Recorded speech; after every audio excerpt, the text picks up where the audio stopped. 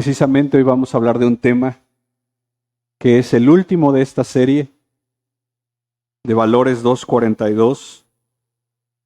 Hemos dicho que queremos ser una iglesia que pone a Dios en primer lugar, que invertimos, que servimos, que confiamos, que invitamos, que predicamos, que estamos unidos, que leemos, que obedecemos, pero también que sufrimos. Y una de las cosas que tiene la carta de Pablo a los Filipenses es que es una de las cartas que se escriben desde la cárcel. Y lo irónico es que esta carta es conocida también como una carta del gozo, porque un par de veces Pablo siempre está diciéndole a la iglesia, regocijaos. Otra vez les digo, regocijaos. Y lo impresionante es que un hombre que está en una prisión, en la cárcel, le esté diciendo a la gente de afuera, regocíjense. Y la verdad es que es impresionante porque muchas veces no lo hacemos. Y las cargas de la vida nos roban el gozo.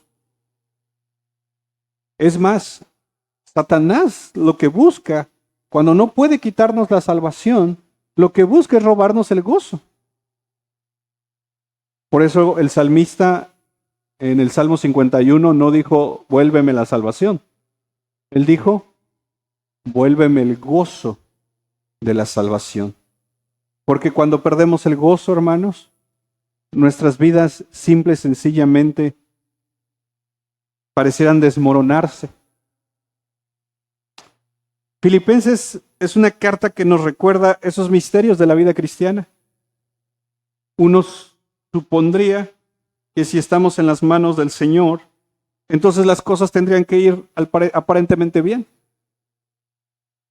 Y yo creo que temas como estos, a veces hay congregaciones que no quieren predicarlos porque son temas que los queremos mejor poner a un lado porque no son atractivos.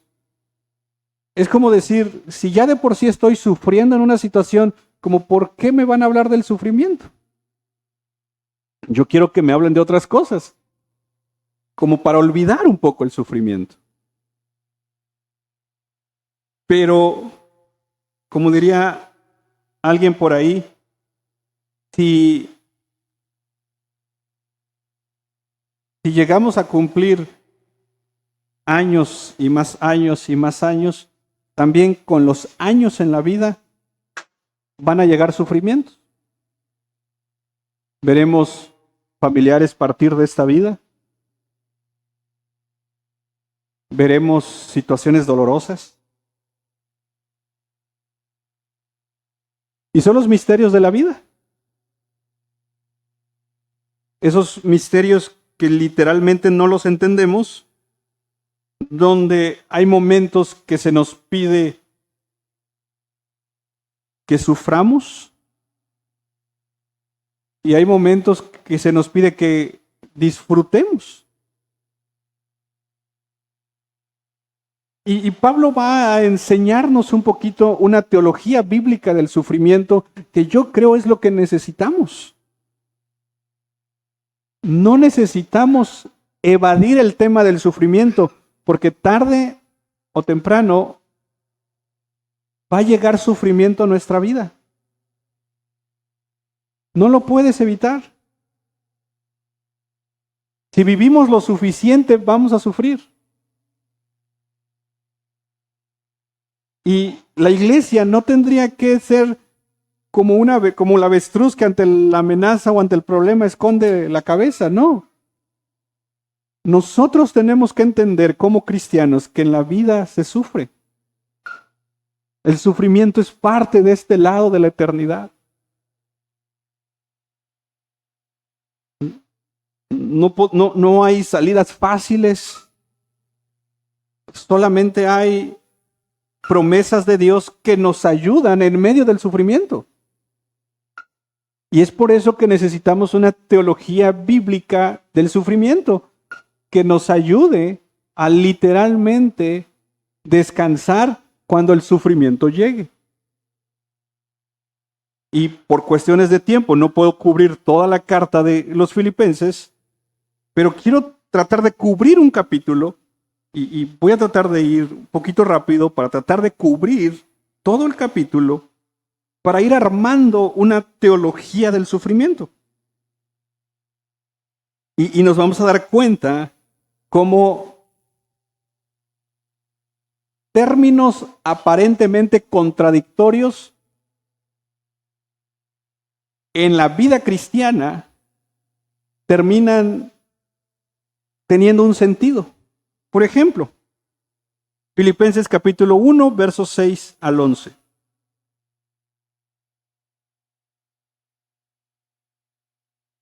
Estoy convencido, dice Pablo, precisamente de esto, que el que comenzó en ustedes la buena obra, ¿qué va a hacer?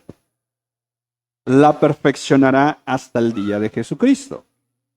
Verso 7. Es justo que yo sienta esto acerca de todos ustedes. Mira lo que Pablo está diciendo. Porque los llevo en el corazón. Pues tanto en mis prisiones como en la defensa y confirmación del Evangelio, todos ustedes son participantes conmigo de la gracia. Verso 8. Porque Dios me es testigo de cuánto los añoro a todos con el entrañable amor de Cristo Jesús. Y esto pido en oración, que el amor de ustedes abunde aún más y más en conocimiento verdadero y en todo discernimiento, a fin de que escojan lo mejor para que sean puros e irreprensibles para el día de Cristo, llenos del fruto de justicia que es por medio de Jesucristo para la gloria y alabanza de Dios.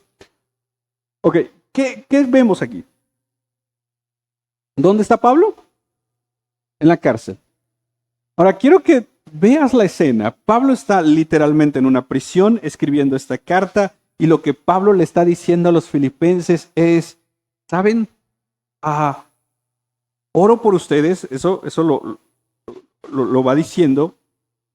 En el verso 4, pido por ustedes, pido siempre con gozo en cada una de mis oraciones por todos ustedes. Estoy convencido de lo que Dios está haciendo con ustedes y lo que hará en ustedes. Es justo que yo sienta esto por ustedes.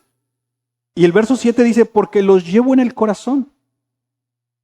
Pero luego el verso 8 dice, porque Dios me es testigo que cuánto los añoro a todos en el entrañable amor de Cristo. ¿Pudieras poner el 8 en la NTV?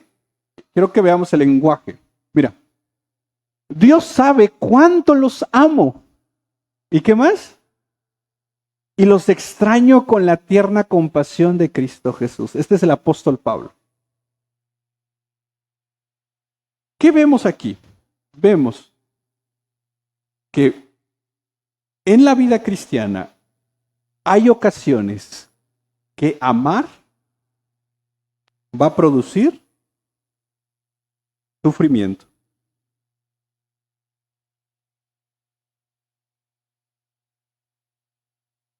Hoy, en muchas partes del mundo y aún de nuestro Tuxtla, personas fallecieron. ¿Te dolió el fallecimiento de esas personas? La verdad es que no.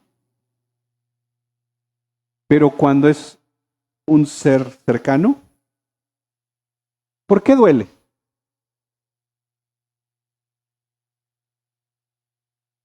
¿Por qué duele, hermanos? Porque amas a la persona. Quienes somos padres y hemos visto a nuestros hijos enfermos, nos duele ver a nuestros hijos así. Amar no solamente produce gozo, amar también produce sufrimiento. Y el apóstol Pablo está metido en una prisión, en una celda, y lo que él dice es, Dios sabe cuánto los amo y Dios sabe cuánto los extraño. Este hombre está sufriendo por no poder estar con las personas que él ama. Este hombre está literalmente abriendo su corazón diciendo, ¿saben? Los amo en el amor de Cristo, los extraño tanto que me duele. Y la vida tiene esos momentos agridulces en el sentido de, a veces cuando más amamos, más duele. Para muestra, Cristo mismo. Porque Él nos amó y sufrió por nosotros. El camino del amor muchas veces no es fácil. El camino del amor incluye sufrimiento. Y eso puedes verlo en tus relaciones, puedes verlo en la congregación, puedes verlo en otras dimensiones, en el sentido de darnos cuenta que en el caminar de la vida, cuando incluimos el elemento amor, hay un riesgo de sufrimiento. De hecho, por ejemplo, en temas de noviazgos, hay personas que dicen, quedaron tan lastimados, tan lastimadas que dicen, ya no vuelvo a enamorarme, dice. O hay quienes dicen, tengo miedo porque he sufrido. Y aún en la vida cristiana, amas tanto. Es más, el salmista David llega a un momento, creo que es el Salmo 55, no recuerdo, ustedes lo saben, creo mejor, o el 50, no recuerdo, pero por ahí está, entre el 1 y el 150. Pero hay un momento donde el salmista dice que quien lo traicionó fue aquel con el que compartía secretos. Dice David, si hubiera sido un extraño, me da igual. Pero lo que más me dolió, lo que más me penetró en el corazón, fue que con aquel en el que más confiaba, me traicionó. Y qué horrible se siente. Y cuando el corazón queda lastimado, ¿sabes qué es lo más difícil? Volver a amar.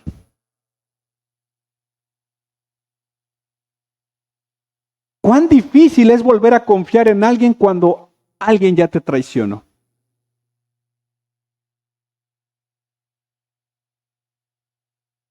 Pero es parte de la vida.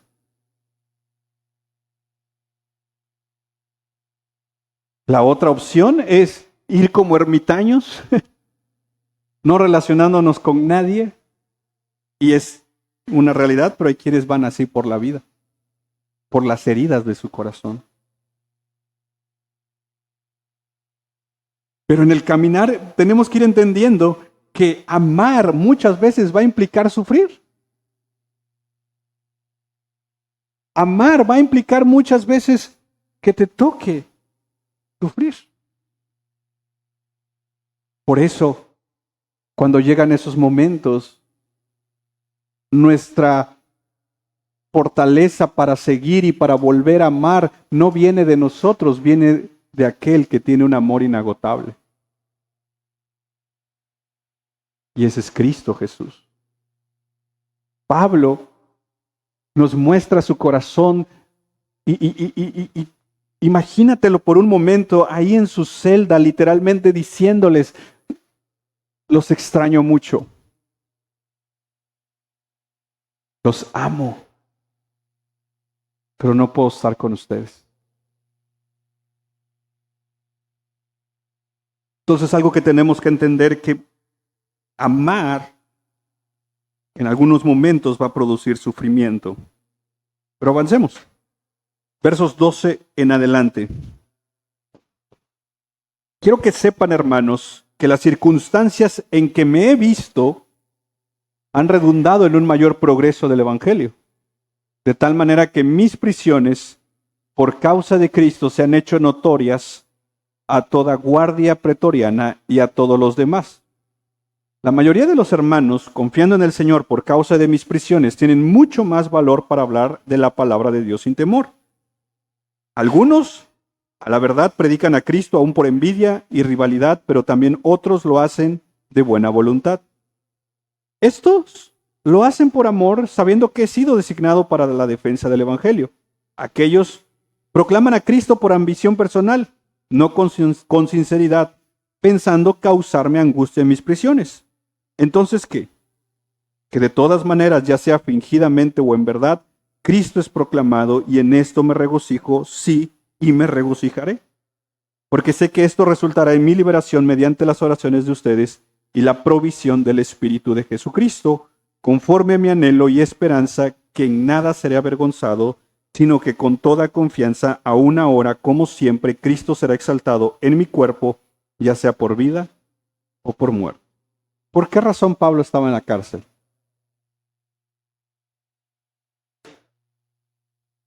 Por obedecer a Dios. Y aún estando en la cárcel, él dice, mis prisiones han motivado a que muchos prediquen de Cristo. Lo irónico es que la motivación de muchos predicar a Cristo no es la gloria de Cristo. Algunos, dice, predican por envidia, predican por rivalidad. Otros lo hacen por buena voluntad. Lo hacen por amor a Dios, por amor al Evangelio. Pero hay quienes, dice Pablo, predican por una razón, para que me vaya mal a mí. Eso es lo que termina diciendo el verso 17. No con sinceridad, pensando causarme ¿qué cosa? Angustia en mis prisiones. Porque la idea era, si vemos a predicadores allá y los detenemos, lo que iban a decir los predicadores es Pablo me envió. Para que entonces a Pablo lo castigaran dentro de la cárcel. Este era el punto aquí. Y Pablo lo sabe. Y Pablo no aboga por sus derechos. Mira lo que Pablo dice en el verso 18. Entonces, ¿qué? Que de todas maneras, ya sea fingidamente o en verdad,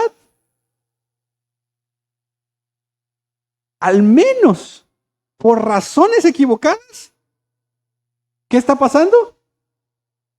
Cristo está siendo proclamado. Hay quienes lo hacen para que me causen más dolores, para que me causen más castigos, para que me vaya mal a mí.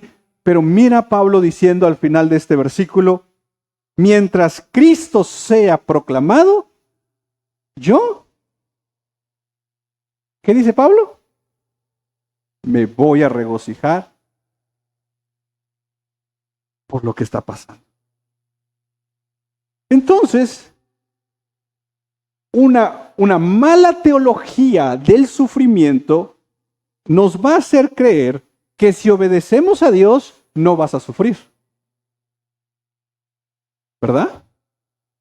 Eso podría ser una lógica.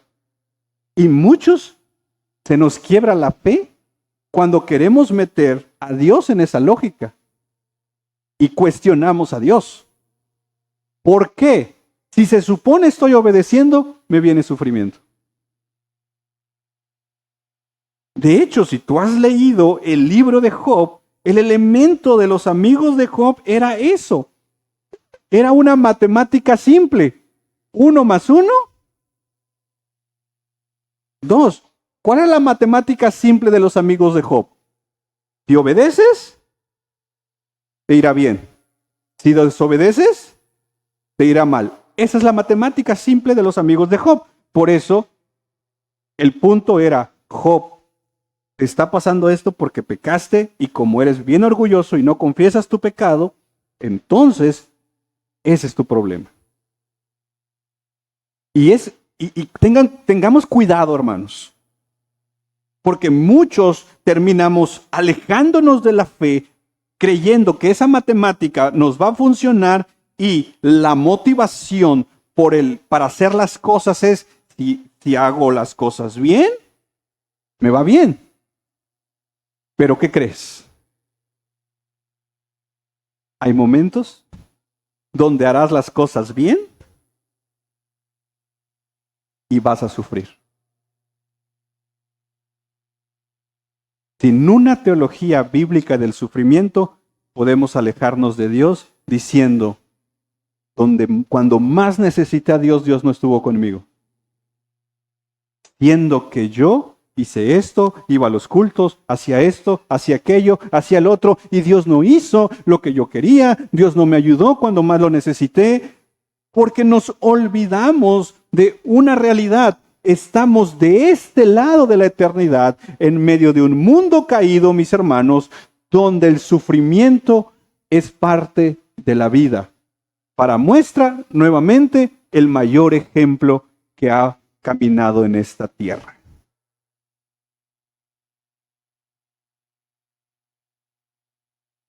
Cristo no pecó. Vamos a decirlo de esta manera, hizo todo. ¿Y dónde terminó?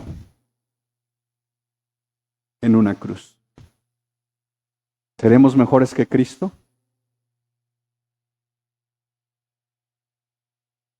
Pablo está diciendo, miren, yo estoy aquí en la cárcel por predicar a Cristo. Muchos están predicando a Cristo, algunos lo están haciendo por buena voluntad, otros para causarme problemas, pero yo, ¿sabes qué le convenía a Pablo? Que ya no predicaran. Porque si dejaban de predicar, las cosas se calmaban y Pablo iba a salir de la cárcel. A Pablo, humanamente hablando, vamos a ponerlo de esta perspectiva, le convenía que ya no predicaban. Pero cuando le dicen, ¿sabes qué, Pablo? Siguen predicando de Cristo. Algunos lo hacen por esto, otros lo hacen por esto. ¿Qué dice Pablo? No me interesa por qué lo hacen. Lo bueno es que lo hacen y por esa razón me gozo. ¿Qué le hubiéramos dicho a Pablo? Pero, hombre, vas a seguir en la cárcel más tiempo. Pero están predicando a Cristo. Entonces, la obediencia a Dios, en ocasiones, traerá sufrimiento. Cristo, el hombre que obedeció al 100%, sufrió. Y cuando esto llegue a nuestras vidas, Satanás enviará las dudas que nos harán cuestionarnos y decir, pero Señor, ¿por qué a mí? Es más, hay un momento donde a Jesús lo cuestionan con el tema del sufrimiento y con estos misterios, con estas cosas tan ilógicas de la vida, que de repente le preguntan a Jesús, a ver Señor, explícanos, por ejemplo, esos hombres que iban caminando y una torre les cayó, dice. O a esos otros hombres que en el altar, estando en el templo, estando en el altar, los fueron a matar. Ellos, quienes le preguntaban a Jesús, querían como entender cómo era posible que sirviéndole a Dios vas a sufrir. Y Jesús no se detiene a darles una explicación. Jesús les dice, miren, si ustedes no se arrepienten, también algo así les puede pasar. Y eso tenemos que entenderlo. El ser cristiano, por así decirlo, quita un momento el elemento de la eternidad, que esa es nuestra esperanza.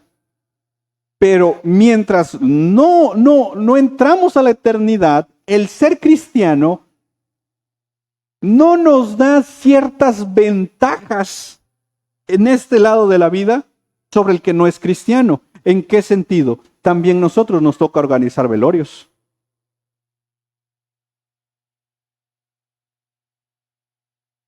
También nosotros pasamos tiempos donde no hay recursos. Y el problema de no entender esto es que se nos invita a creer estas doctrinas de decláralo. Y es que lo decreto, lo declaro, lo proclamo y cuanta basura más. Pero no se nos dice que nos sometamos a la soberana voluntad de Dios. Que eso es difícil. Sí, si pudiéramos decir, ok, pero entonces no hay ventajas. Ok, en medio de tu valle de sombra y muerte, Dios está contigo. Y eso es mucho mejor que cualquier cosa. Pero a lo que voy es que no porque Dios está conmigo, tu vida va a estar libre de sufrimiento. No porque Dios está con nosotros, tu vida va a dejar de pasar esos momentos. Vuelvo a lo mismo. Tenemos a lo largo de la Biblia testimonios de hombres y mujeres que sufrieron, siendo fieles al Señor.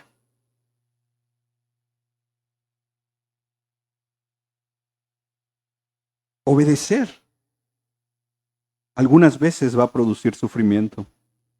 Pablo estaba en una cárcel por obedecer a Dios. Pero mira los versos 21 al 26. Y en el 21 tenemos esta gran declaración que tú la conoces bien. Pues para mí, el vivir es Cristo y el morir es ganancia. Cuán fácil se lee eso, ¿verdad? Se dice que cuando Martin Lloyd Jones, uno de los grandes predicadores del siglo pasado, estaba ya muy enfermo, la gente llegaba a orar pidiendo sanidad y él dijo, por favor, déjenme partir con mi Señor.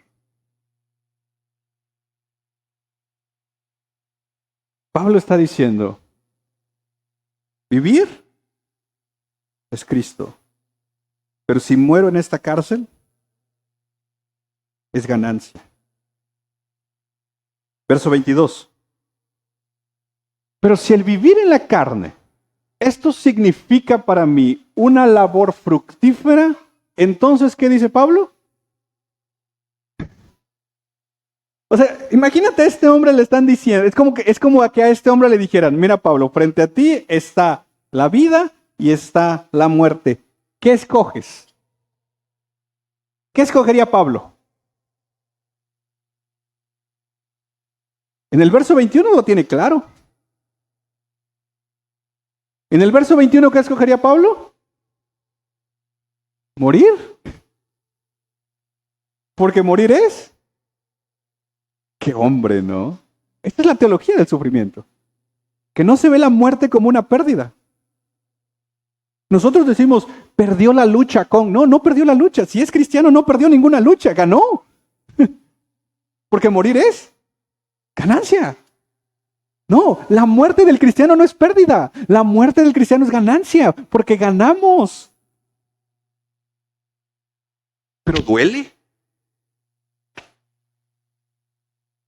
Y jamás Dios dice que nos va a quitar o nos va a hacer inmune al dolor. No, ¿sabes por qué nos duele? Ya lo dijimos. ¿Por qué nos duele?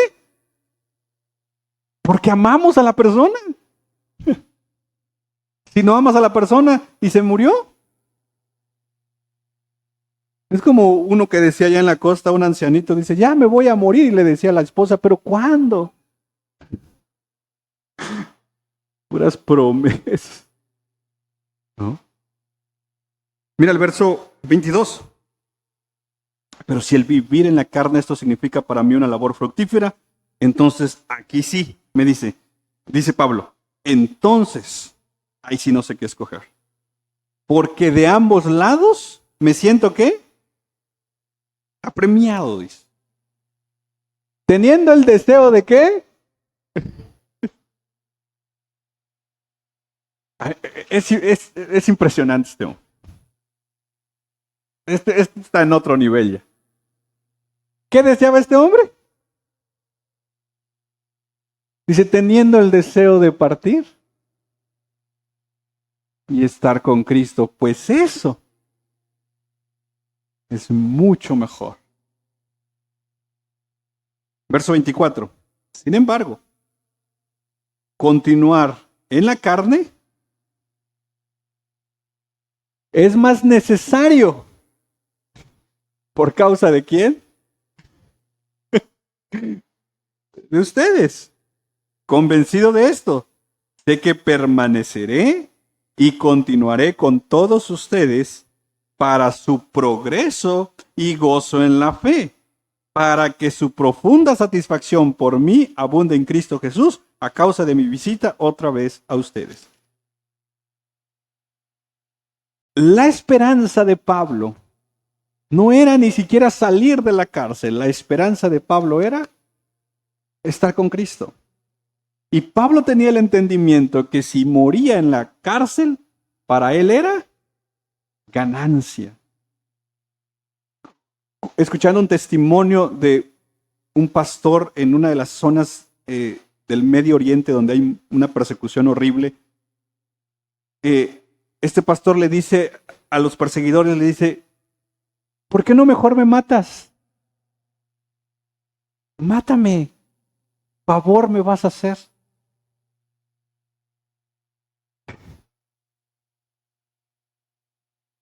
Y yo digo, ¿de dónde agarran estas personas ese valor?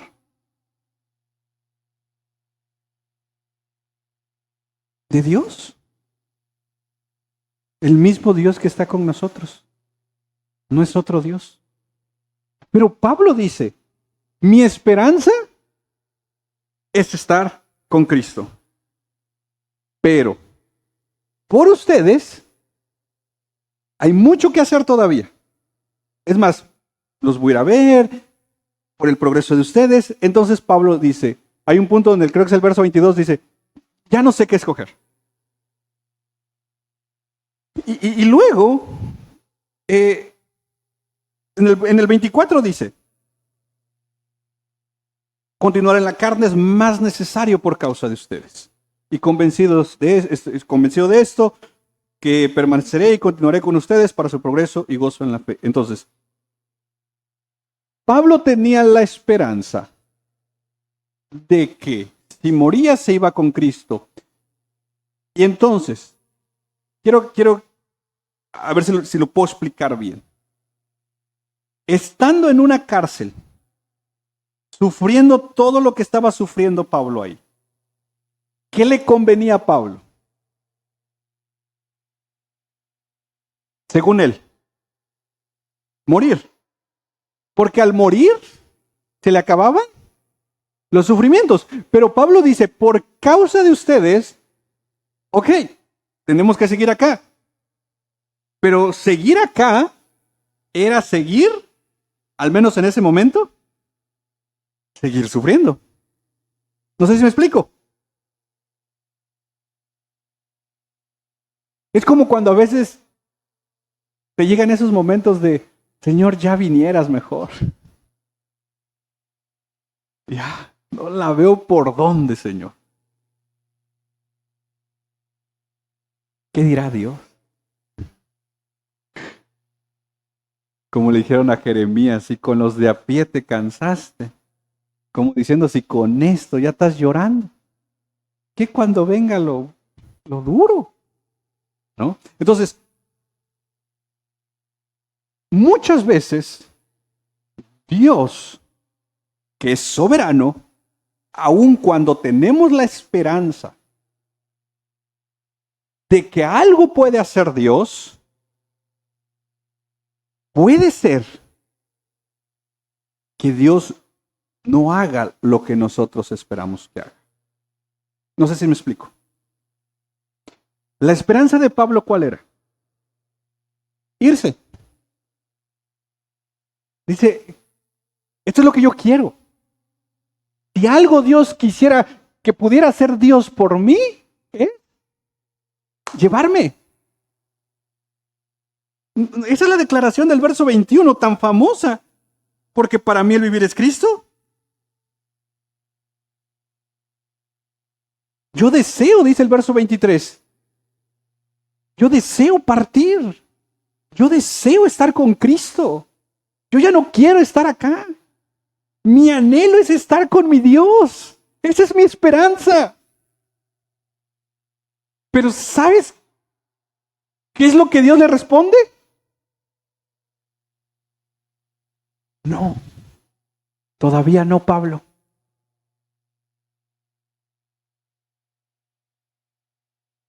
Todavía te falta. Y uno dijera, bueno, al menos después de esto el hombre salió, te la pasó bien. Conoces la historia de este hombre. Todo lo que pasó, uno dice, ¿qué le convenía más? Y eso es, por eso les digo, aquí estoy tratando de armar una teología del sufrimiento que pueda ayudarnos cuando estamos frente a una situación difícil y nuestra oración es, Señor, mi anhelo es que tú puedas sanar a mi familiar, que tú puedas obrar acá, que tú puedas cambiar esto, que tú puedas proveer esto. Esta es mi esperanza. Y jamás la Biblia nos impide presentar nuestro deseo. Pablo está presentando su deseo. Tengo el deseo de irme con Cristo. Y esto es una motivación para venir al Señor y poderle decir, Señor, está pasando esta situación en mi vida, en mi familia, en esta persona que amo y me duele esta situación. Señor, esto es lo que yo quisiera que pasara.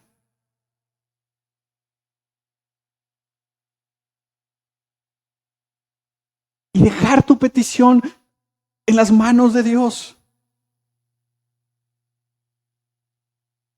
Esperando que lo que pase, aunque no lo entendamos, será lo mejor para nosotros. Nada nos prepara para esos momentos difíciles.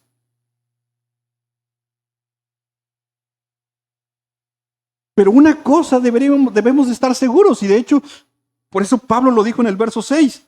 Estoy convencido precisamente de esto. El que comenzó en ustedes la buena obra, la va a perfeccionar hasta el día de Cristo Jesús. Y el elemento de perfeccionar su obra en nosotros, como curiosamente lo hemos visto en la Escritura, lo hemos mencionado en otras ocasiones, el elemento de perfeccionar su obra en nosotros, Dios muchas veces va a usar el cincel. Muchas veces va a ser el alfarero que nos agarre, nos quiebre, para reconstruirnos a la imagen de su Hijo. Y eso va a doler y mucho. Pero Dios no te está diciendo, no va a doler. Dios nunca nos ha prometido que no va a doler. Dios nos ha prometido estar con nosotros en medio del dolor y poder encontrar lo que Él ha prometido. Y Él ha prometido una paz que sobrepasa todo entendimiento. Pero el hecho que tengas paz no significa que te impide el elemento de llorar, vivir el duelo, quebrarte. Esto es parte de, somos humanos. Y sabes, el problema es que muchas veces como cristianos no sabemos, perdón que lo diga de esta manera, somos como los amigos de Job, ante el que está sufriendo. No sabemos cómo aplicar una teología del sufrimiento y en lugar de traer un elemento de consolación, traemos confusión.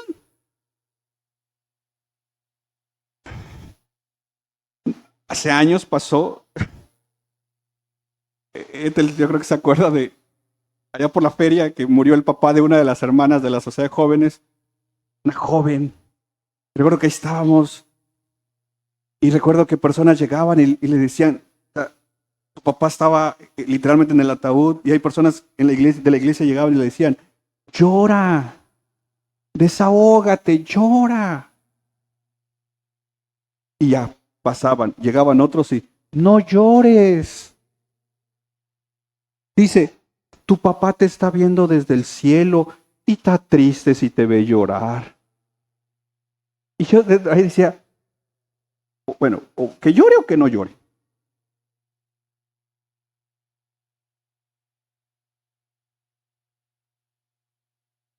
A veces, cuando formamos una teología bíblica del sufrimiento, llegará el momento donde muchas veces lo mejor que puedes hacer es no decir nada.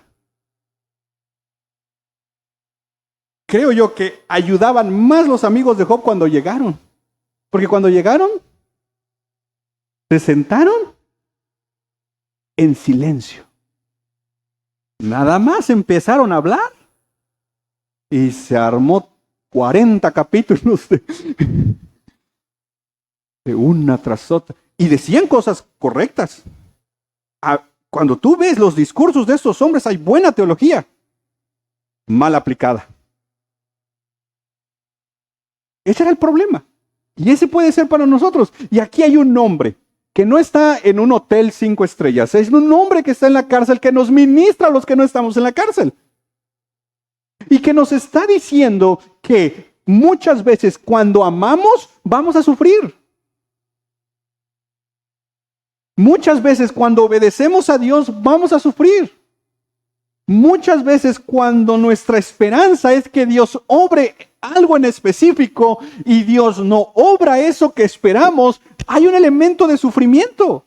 Pero eso no significa que Dios no nos ame. El hecho que Dios no responda como tú quieres no significa que su amor cambie por ti.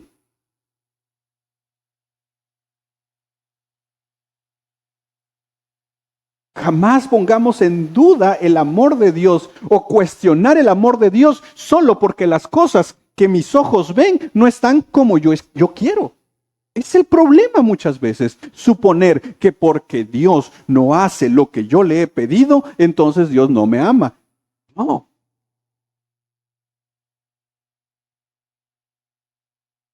Y por ejemplo, los que somos papás. Es obvio que no a todo le decimos que sí a nuestros hijos, pero nuestro amor por ellos no cambia. Entonces, ¿por qué suponemos que Dios no va a ser así? Y por último, versos 27 al 30. Entonces ya dijimos, número 1, amar produce sufrimiento. Pero ¿sabes a qué nos manda Dios? ¿A qué? Amar. Es que la iglesia me lastimó. Ama a la iglesia. Es que en la iglesia me hicieron esto. ¿Qué dice Dios? Ama. Es que es mi enemigo. ¿Qué hay que hacer? Obedecer produce sufrimiento. ¿Sabes a quiénes critican más? A los que obedecen. ¿Y saben quién los critica?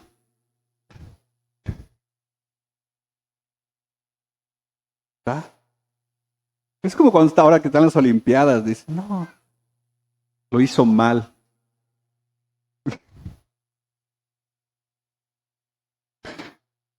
Dice mi pastor, hablar no cuesta, hermano. Poner nuestra esperanza esperando que Dios haga algo y Dios a veces no hace eso, muchas veces va a traer sufrimiento. Pero por último, mira los versos 27 al 30. Solamente, dice Pablo, compórtense de una manera que, de modo que ya sea que vaya a verlos o que permanezca ausente, como diciendo, por si no los veo, yo pueda oír que ustedes están, ¿qué cosa? Firmes en un mismo espíritu, ¿qué más? Luchando unánimes por la fe del evangelio. De ninguna manera estén, ¿qué cosa? Por sus adversarios, lo cual es señal de perdición para ellos pero de salvación para ustedes, y esto de Dios. Porque a ustedes, este versículo, más que el 21 de vivir es Cristo y morir es ganancia, creo yo que debería ser otro de los versículos de Filipenses que más debería ser parte de los que nos aprendemos de memoria, de marcar con nuestro corrector, con nuestro, ¿cómo se llama? A veces le quisiéramos poner corrector para que no esté, pero nunca he visto una playera que diga este versículo. He visto playeras, tazas, eventos con el 21. ¿Verdad? Para mí el vivir, ni al culto quiere ir. Y morir es gana. Ahora resulta. Pero mira el 29. Por si quieren mandar a hacer playeras, les encargo. Porque a ustedes, dice Pablo, se les ha concedido por amor de Cristo. Es como diciendo, oigan, Dios los ama tanto que les ha mandado 2 regalitos. ¿Cuántos lo quieren? 2 regalitos. 1, que crean en Él. Porque la fe es un. Entonces Dios nos ha dado, porque nos ama, que creamos, pero también nos ha dado otro regalito. Que suframos. Por eso Job llegó a decir, recibiremos solo lo bueno y desecharemos. Creo que hay una alabanza que dice así también, ¿no? ¿Y esto lo desecharemos? Cuando todo viene de Dios. A ustedes se les ha concedido por amor de Cristo no solo creer en Él, sino también. Verso 30. Teniendo qué cosa. Y que ahora oyen que está en mí. Ya dijimos, amar puede generarte sufrimiento. Obedecer te puede generar sufrimiento. Tener una esperanza te puede generar sufrimiento. Pero ¿sabes qué genera el sufrimiento? Genera confirmación de que somos de Él. Pablo está diciendo, ustedes ven en mí este sufrimiento. Pero si ustedes obedecen a Dios, por eso los versículos anteriores están diciéndole, quiero que se comporten de una manera digna, quiero que estén firmes, quiero que estén luchando, van a venir los adversarios, pero el hecho que los adversarios vengan, dice, es una señal para ellos de perdición, pero para ustedes de salvación. Y entonces Pablo les dice, esta es la explicación por qué el obedecer a Cristo les va a traer este tipo de sufrimientos. ¿Saben por qué? Porque también, así como el amor de Dios nos confirma que somos de Él, el sufrir por Cristo también nos confirma que somos de Él. Y Pablo está diciendo, porque ustedes lo han visto en mí. Y lo que han visto en mí también se reflejará en ustedes. Y esta es como una moneda que tiene estos 2 lados. El amor de Dios y también el elemento de sufrir por Él. Nada más haciendo una nota al pie. Pablo ha estado hablando aquí de sufrir por Cristo. Porque hay un sufrimiento que no es por Cristo. Y ese es por desobediencia, por causa del pecado. Y es que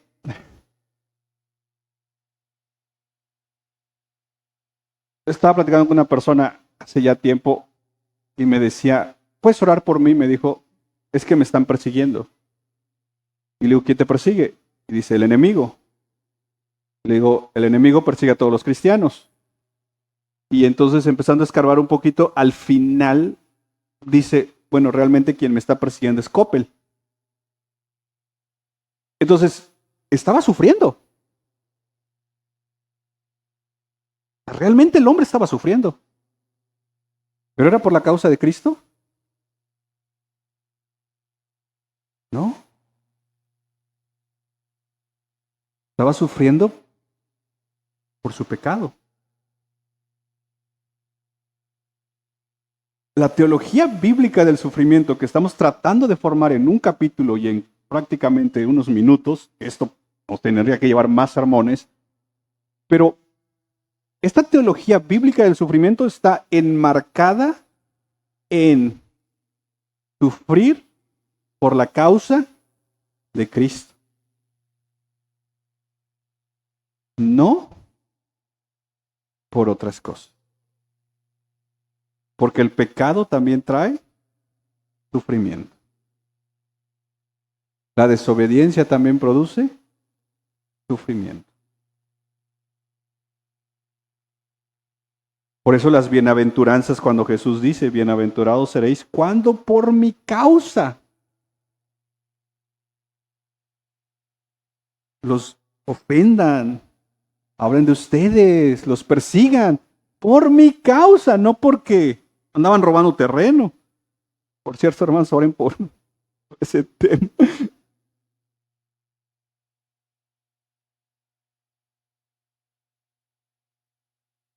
Y Pablo está enmarcando estos elementos del sufrimiento estando en la cárcel, pero el hombre estaba en la cárcel por estar obedeciendo a Dios. Una sana teología del sufrimiento no va a hacer que el sufrimiento desaparezca. Tampoco una sana teología del sufrimiento le va a dar sentido al sufrimiento. Porque muchas veces quisiéramos encontrarle el porqué a las cosas. No. Una sana teología del sufrimiento lo que va a hacer es darnos una perspectiva correcta del sufrimiento. Entender, mis hermanos, que parte de la vida cristiana incluye también sufrir. A ustedes les es concedido, dice Pablo, por amor a Cristo, que crean en Él, pero que sufran por Él. Jesús pasó por el sufrimiento. Y el apóstol Pedro nos dice que nosotros seguimos sus pisadas. Una teología del sufrimiento nos va a ayudar a entender un poquito, por lo menos, que ante la eternidad es breve. Por eso Pablo le dirá a los corintios, esta breve tribulación momentánea. Da ganas de decirle, bro, llevo años en esto y le dices momentánea. Pablo me diría, es que lo estás viendo mal. Lo estás viendo desde el Cronos, dirían uno. Lo estás viendo desde tu calendario. Y en tu calendario, obviamente, ya. Dices, es que ya pasó mucho tiempo. Mira, Pablo, estoy sufriendo. Llevo 7 días. Y Pablo le llama a la tribulación breve tribulación momentánea. Porque Pablo lo está poniendo en perspectiva con la eternidad. Y ante la eternidad, así sufra 50 años, será breve tribulación momentánea. Y Pablo agrega, produce en ustedes un eterno peso de gloria. Jamás sufrimos sin sentido. Y por último, una sana teología del sufrimiento no nos hace pensar que la vida cristiana no va a tener sufrimiento, pero sí nos hace creer que Dios no abandona a su pueblo en medio del sufrimiento. Al contrario, en medio del sufrimiento, Dios trae confirmación diciéndonos, yo estoy contigo aún en tus momentos más dolorosos. Jesucristo fue abandonado, ¿te acuerdas? Él estuvo solo. Cuando lo detuvieron, todos lo dejaron solo. En la cruz, su oración fue: Padre, ¿por qué me has abandonado? Él fue abandonado en su humanidad para que tú y yo nunca fuésemos abandonados aún en nuestra peor noche de sufrimiento. Ese es nuestro Dios, el que está con nosotros. ¿Me parece si oramos? Padre Santo, consciente estoy, Señor, que son temas complicados. Y te pido que nos ayudes. No es fácil hablar de esto, porque hay personas sufriendo realmente. Pero por eso hablamos desde tu palabra. Y de una o de otra forma, Señor, todos los que estamos acá, a diferentes niveles, hemos pasado tiempos de sufrimiento. Y mi Dios amado, por favor, recuérdanos que aún en esos momentos más difíciles, como dice una alabanza, tu mano nos sostiene. Nunca, nunca nos has dejado. Y yo te pido, Señor, de una manera especial, por todos los hermanos y hermanas que en este día están sufriendo. Quizás los sufrimientos son diversos, son de diferente naturaleza, pero al final son sufrimientos. Y yo te pido, Señor, que puedas traer de tu paz a cada uno de los corazones. Tú no minimizas nuestro sufrimiento. Tú no desprecias nuestro sufrimiento porque a ti te importamos. Puede ser, Señor, que entre nosotros querramos catalogar los sufrimientos, pero a ti te importamos. Y te importamos cómo estamos. Por eso, Señor, hay alguien que está pasando un tiempo de sufrimiento. Yo te pido, Padre, que traigas consolación a su corazón, que traigas nuevos ánimos y que le ayudes a pasar esa breve tribulación y que produzcas más amor, más gracia, más misericordia, más empatía, un mejor y excelente peso de gloria. Y que les confirmes y nos confirmes que somos tus hijos y tus hijas, caminando a la eternidad.